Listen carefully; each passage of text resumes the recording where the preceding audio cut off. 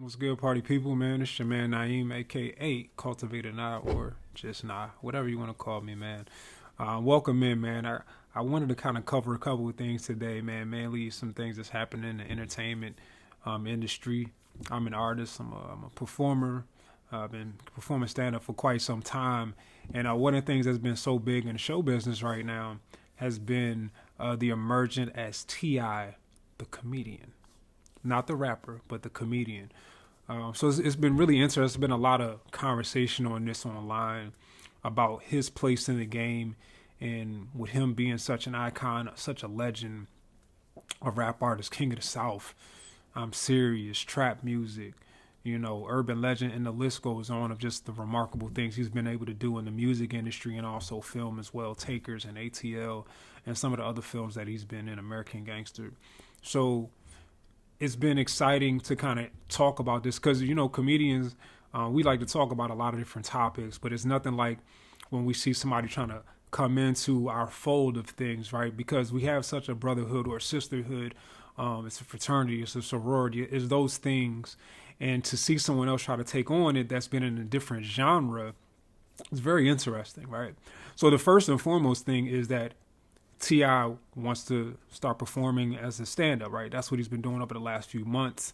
And he was at the Laugh Factory out in Hollywood, which was a big deal, him being on stage, which I actually think is great. I believe in art. So I believe that art is however you choose to express yourself, right? Whether it be musically, comedically, as a thespian, as an actor, as an actual artist, as it pertains to hand sketching or painting. It's an art form. And I believe in art. And I think some people, when they perform at such high levels as some other things, they want to try to hand it in different areas, in different genres because of how they've mastered one thing. And I think we all like to move in. We're all on a day-to-day basis trying different things. Right. So I don't think nobody's one thing. I think we're all layered and multidimensional. So I think it's been a great thing to see T.I. try something different. And I really don't have an issue with that, seeing him come in. Some people feel like, it's going to, impede their progress. And I'm like, look, if you're a comedian, you're an artist, you've been doing this for a while, nobody can stop your progress. If you're consistent in this game, you will get opportunities. If you're funny in this game, you will get opportunities. Sometimes it's just being there. You'll get opportunities, but you have to be consistent. You have to have funny, and you have to have a strong network and a strong work ethic to really ascend in this game. I performed all over the country. I've been over in Europe. I perform, all over, and I've been performing for a while, right? So as a comedian, having someone else come in, it's like, yo, it's a microphone there. If that's what you want to do, try your hand. Just understand that is a grind, right? And it's not just something that, because there were times, people may know T.I. for what he is and come and let him come in as a crowd, and they may laugh just because they're seeing T.I. and they're in awe of him, right? But there will come a moment when they're like, okay, is he really funny? So he's going to get an opportunity to show himself, and he has the right to land how he lands, whether that be on firm ground and becomes a comic that can stand the test of time. If that's something he's really want to do, or he may fall a little bit short, but he'll still be T.I. at the end of the day, right? But I think the interesting aspect of this was the interaction that he had with Godfrey. Godfrey, well-known comedian in the game. He's a legend in his own right in the game, right? He's been on Sprite commercials back in the day, and he's been in movies. He's worked with the likes of Dave Chappelle, and anybody you could think of, Godfrey's probably worked with him, right? He's been in the game for over 20 years, probably 25 years at this point, because he's been around since the 90s. He's been killing it. He's got his own podcast. He's done radio. He's done so many different things we can't even probably remember. He's a well-seasoned veteran, right? And him and T.I. recently had an interaction. Well, we'll just start from the jump, right? Godfrey had a show that T.I. showed up for, right?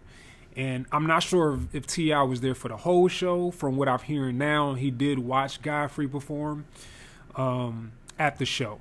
So Godfrey, with his legendary status, he's a headliner. He's a headliner of headliners, right? He's been around forever, killing the game, right? Godfrey had a night where he went up and performed maybe an hour and a half or so like that. And just to kind of give you some background, if you're not in the comedic game, if you haven't been to a comedy show, generally headliners do between 45 minutes and an hour and a half, depending on the evening. 45 is generally the floor on what a comedian would do as a headliner, right? At most clubs would be generally the floor is 45 minutes. That's the expectation. And then it goes on from there an hour. Some people get in a groove. Maybe the last show of the weekend. Generally with shows, if you're running a weekend at a comedy club, it may be a 3 or 4 night stay, right? So let's just say you start on Thursday. Maybe you got one show on Thursday because Thursday's still kind of inside the week. Then Friday you're going to do 2 shows, and then Saturday you're going to do 2 shows. Generally at those late shows you may run a little bit longer, specifically the last show of the weekend, right? Because you're kind of closing out. You want to show love to the club, and you're kind of getting everything out because you know that tomorrow you're probably traveling on to the next city, or moving on from there, right? And that's probably it, right? So that's generally how it works as a headliner. Now, as a headliner, that's the end of the show. There's generally no one that's supposed to come up after the headline comes up. So that's what makes this story exciting. T.I. was there in attendance at this show with Godfrey, right? And I think he has respect for Godfrey. He said he's got respect for Godfrey and everything like that. But T.I. asked to go up after Godfrey. T.I. goes up, he performs. And I don't know what the response was from the crowd. I didn't see the clip of T.I. on stage that night, but he went on stage after Godfrey. I think after the show they talked, and Godfrey kind of said everything was cool, but a day or two later on his podcast, he kind of brought up the situation about T.I. going up behind him and saying that basically as a headliner, the expectation is you close the show, that's it, there's no one else to go up, right? So there's a lot of perspectives with this here, right? When you're talking about closing the show with the headliner. I've been on a lot of shows as a feature. I've headlined some. I'm not front here like I'm just this big time headliner. Have I headlined before? Absolutely. And would I consider myself a nationally touring headliner? No. I'm a strong feature act, right? So generally I'm in that 20 to 35 minute range where I'm going to do my thing, and then I'll set the table for a headliner. I can put pressure on a headliner. I will say that. I have put pressure on a lot of headliners, but I don't consider myself a nationally touring headliner. But I do have the capability to sit up there for 45 minutes and hold a crowd and be able to do if I needed to, right? But I'm a strong feature, right? So the setup as a comedian is generally host, feature, headliner. It's generally how it goes. And then that's the show, right? For most club setups, right? Now, there are situations where some will do guest spots. 5-minute guest spot, 3-minute guest spot, depending on the situation. They'll generally have maybe a local act is familiar with the club owner, or someone say, hey, give them 3 to 5 minutes up front. Boom. There's that, right? And then it goes on to the feature. Host generally does time up front. He'll bring up the feature, keeps it short in between the feature and headliner, brings up. Everybody has a good time. Generally a 2-hour to a 2.5-hour show. Boom, on to the next. It's generally how it goes. Headliner, we out of here, right? So just kind of background in that regards, right? T.I. is new to the game, right? Although he does have a humorous way about him. He's been in comedies. He's been a part of comedy club, if not had his own comedy night at the club before. So he has some idea what comedy consists of, right? But he's not a comedian first. He's a legendary, iconic artist, right? He's been performing all over the world as T.I. I mean, the dude is a hustler. He gets done. He's actually my favorite rapper from the South. Always been. I love Jeezy and different guys, and Andre 3 Stacks. I love these other guys, Yo Gotti and all that. But T.I. has generally been my favorite rapper from the South, really from trap music. I went back to go get I'm Serious, right, at that time. I'm an East Coast dude, right? So East Coast, it took us a while to really jump on the South like that, unless it was like a really supremely big group and they just got play everywhere. But generally, like, coming up how I grew up, you know, the East Coast kind of rock with East Coast, right, and all that. Except for Pac don't count, right? Everybody love Pac. But T.I., I've been a fan of T.I. for quite some time. And when I heard trap music, I got into him. So I love T.I. I rock with him, right? But T.I. is not a comedian first. So that specific evening, he decided to go up behind Godfrey. Went up, boom, did his thing. I don't know how good it was or how bad it was. Doesn't really matter. That's really not the question at hand or whatever like that. All right. So Godfrey goes on his podcast and kind of speaks to headlining, talks about what it is, and about that generally the expectation is to close the show there, especially after you've been busting your butt, right? And he's earned that right. So I get it.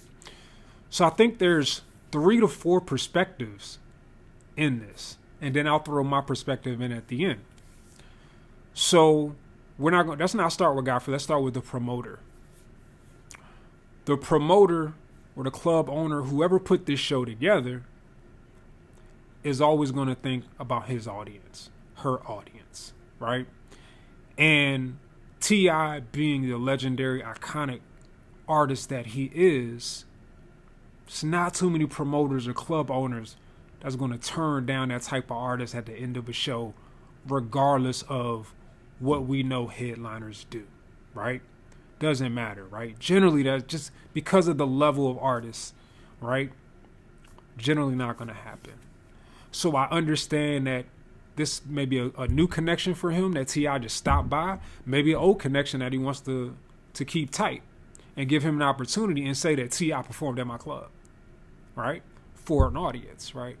So that's one perspective. And that would also bring revenue back, right? Now let's go to Godfrey, right? Godfrey, I'm a headliner. This is the end of the show. I love what you do, Tip, but generally, we want to close the show there. I totally understand that as a comedian, understand that that's what it is. That's what you earn. That's what you work for, that right to get in that position where you are the headliner, right? Boom. T.I.'s perspective.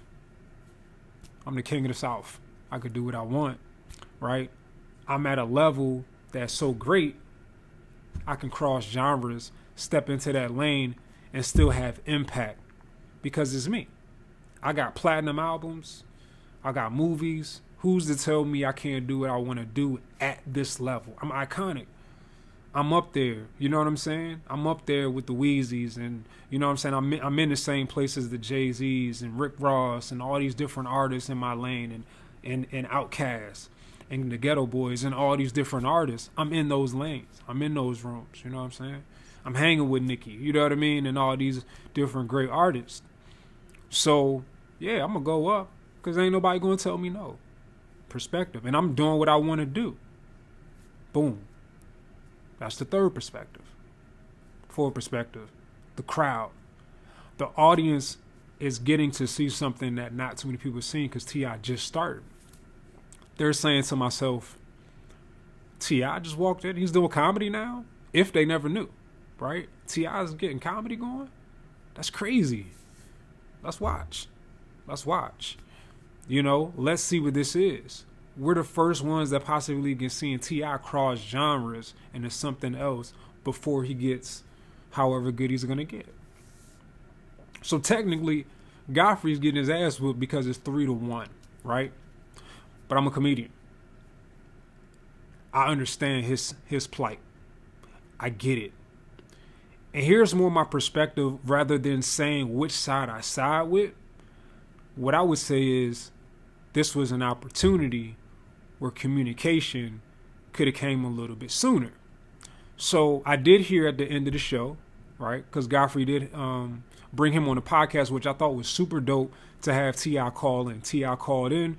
Now, T.I. energy was up here, right? He was talking because he was basically saying, I'm a shark and I can do that. And we kind of do how we operate, just kind of how I mentioned. I'm the king of the South. I do what I do. I'm one of the best rap artists that ever came out of Atlanta, came out of the country, right? I'm one of them dudes. I'm one of the greatest artists in the world, right? So he kind of had that energy because he had listened to the podcast previously with Godfrey talking about the situation. And I commend Godfrey for not meeting him with that same energy and saying, nah, man, I rock with you. I understand. You know what I'm saying? And I ain't tripping off of it. But I'm a comedian first. This is my room, right? And T.I., as great as T.I. is, that's not necessarily his room. It's not his genre, right? That's not where he makes his butter at. You step in the booth with T.I., flame you every time, right? And that's what that is. And I think there's a perspective of like, if we wanted to transcend, because even when I was young, I wrote poetry, I wrote rhymes, I did a lot of things. I love music first. Music is my first passion. I just wasn't good enough to become that artist. Or maybe I was, I ain't tap into it.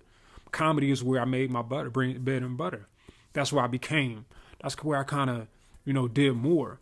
So I wouldn't just go into T.I.'s booth and like, yo, let me rap. You know what I'm saying? Especially after he just laid down a verse. Like, nigga, get out of here. You crazy. Right? And I think that's where the disconnect is. But I understand what T.I. is saying, right? So what I would say is I am glad that they had the conversation after and they kind of hashed it out, and T.I. got to say what he got to say. Godfrey took it on the head. I saw Rip Michaels in the room as well, and they all just listened to Tip. They try to give him a little insight, but they listened for the most part and let him get off where his perspective was. I think Godfrey did a good job of curating that situation, right?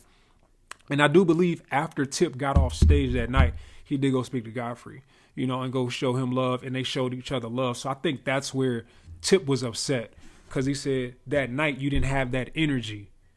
So this is why I'm upset. So I kind of get where Tip is coming from in that perspective, even though I think as men, they probably could have came a little, he could have probably came a little lighter, but I get what he's saying. It's like, yo, like I saw you Friday or whatever night they were on, and the energy was just all love. So why are you talking about it on a podcast for views or ratings and subscribers when you could have said that night?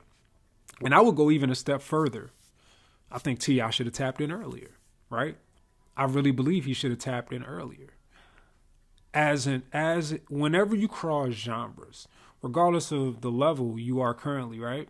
I do believe there's a check-in thing.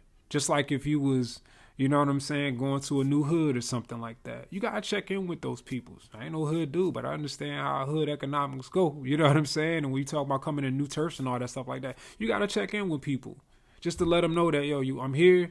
I respect what you're doing. You know what I mean? And this is how I'm moving over here. You know what I'm saying? And I'm not stepping on your toes to do this, right? And then you never know how that would have came across. People talked to him earlier. Like, hey, Godfrey, I love what you do. I've been seeing what you're doing for a while, man. I'm getting into the game now, right? And I would love to do some time this evening. If you don't mind, I'm going to step up and do a little something. And I think then you give Godfrey the opportunity to say, hey, man, well, do your thing, man. You king of the South. You an icon. We get it. Go ahead. I would love for you to be a part of this right here. But I think he was caught off guard, not knowing that he was going up after. He's like, okay, it's Tip. But I still am a headliner, and I wasn't expecting that, right? And that's not a way anyway. And then Godfrey also could have said, well, look, man, just in the future, just understand as you become great at this art, because you have a possibility to be great at this, right? T.I. has the right to do everything as a comedian. Most comedians, we start in the open mic circuit, right? I started in crowds with 3 people in front of me, right? Trying to work my 3 and 5 minutes out until I got to 30 and 40, right? So I think we all had to go through that, and T.I. gets the hopscotch that. And that's okay, because he is an icon. It's okay to hopscotch that, but I do think there's something to say about just tapping in that respect factor. Now, if it was me or something like that, you do the hell you want to do, right? Or somebody on my level, or somebody that's young. But when you talk about a national headliner, an international presence in the comedic game, there's nothing wrong with just being like, yo, we are, I want to do something, man. I want to, kind of show and see where I'm at as I'm moving through this and tap in. Because I say this also, too. Not only would he not want somebody to do that to him if he was rapping or come at the end of his show, if we talk about Chris Rock or Kevin Hart at a big show, and they got a show coming up, Chris Rock and Kevin Hart got a big show, he's not going to go behind them, right? Because they match his level of iconic status, or they're in that same lane or higher, right? As far as notoriety. Godfrey doesn't have that notoriety. So I don't think he felt like he had to tap in. But I think as an artist, when you respect other movements, and he was close friends with Lil Duval back in the day. I'm not sure. I don't really care if they're still tight or not. I'm pretty sure they are. Lil Duval, funny cat, been on BT and all that stuff like that. Being in the game, so he's been around comedy. You know what I'm saying? And you understand that Duval had to come through the ranks and out of Jacksonville, Florida, then Atlanta, and doing all the things that he's done and the great stuff he's doing. And he's even switched genres and went into music. So you can do it. It's not that you can't, but I think it's something about The fact that you just recognize other people at the level there and say, hey, man, I love what you're doing. I just want to let you know I'm going to probably step up tonight. And you ain't really got to ask them. It's not even that you got to ask Godfrey. You know what I'm saying? Because I don't think Godfrey wanted that, but I think just letting somebody know your intentions, I think that's a dope thing. And I think as a man, right? But when you're icon, man, people just do what they want to do. But I think even a Dave Chappelle would tap in with the roots. He got respect for the roots. He got respect for Mos Def. And if they would obviously let Dave do anything he wanted to do. Just like we let T.I. do anything he wanted to do because it's T.I., right? But I think it's just a respect factor. And I think that's where like the disconnect was in that. I have no problem T.I. doing comedy. Give him an opportunity to fail or be great. He's an artist. When you become an artist, you want to move in and do other things and let people know that this is not, I create in different ways. So I think it's dope that he's trying it, and I don't have a problem with it. I know he did his thing in Hollywood, and he's went to a couple spots in the last couple months. So I think that's really where it stands there. It's just that communication earlier. Tip, man, is a freaking legend, man. Godfrey, a legend in his own right, in his lane. But the communication earlier would have been dope. It'd have been fly to kind of have them talk like, I see where you're coming from. Because it's a lot of people put blood, sweat, and tears in this, man. When you got 25, 30 years in a game like Godfrey, it's crazy. When you got 10 years in this game, it's crazy. You put in years of just going to open mics and just trying to do what you can just to get on stage, and then you have somebody that walks in. That's why sometimes people feel like they're being rubbed the wrong way. It's not that T.I. can't do it. I don't care what T.I. does. T.I. is T.I. He's Tip. He's Cliff Harris, man. He's a beast. You know what I'm saying? He does his thing. And I think he's got comedic talents naturally. Expeditiously he got it. He's got the reality show with his wife and kids, and he's done great things on film and television. Musically, out this world. One of the greatest to ever do it. So I think really the concept of it is just the communication in that regards, and I think that's for anybody, because I know for sure if it was Eddie Murphy, he ain't going behind Eddie. For what? That's Eddie. That's the pinnacle, right? You're not going behind Martin. Maybe try Chris Tucker from me because he's from Atlanta, but when these guys like that at that level, I don't think he would try that in that same lane. Just like we wouldn't just hop in the booth and somebody else and just try to go. You know what I mean? Like it's not. You be like, hold up, homie. It's like at the basketball. You had to run and shoot back in the day. Like, oh, no, it's the big court, homie. That's the court over there for you. But you got to work your way up to this court. And I want to see how T.I. fares in the game because I'm always interested to see people move on and do greater things and try. Because this is a fraternity. It's a sorority. It's really a family environment and people. Even though comedy can be cutthroat, there's that element to it. But for the most part, when you get a microphone in front of you, it's yours. Because you're going to have to earn it at some point. Because right now, T.I., he's going to get it off the name. But there's going to come a time, 6 months down the line, if he's still doing it, he's going to have to be funny. They're going to really start judging. Right now, he's not getting judged as a comedian. He's not getting judged at anything. They just in all like, oh, this is T.I., this is Tip. This is King of the South. This is that dude.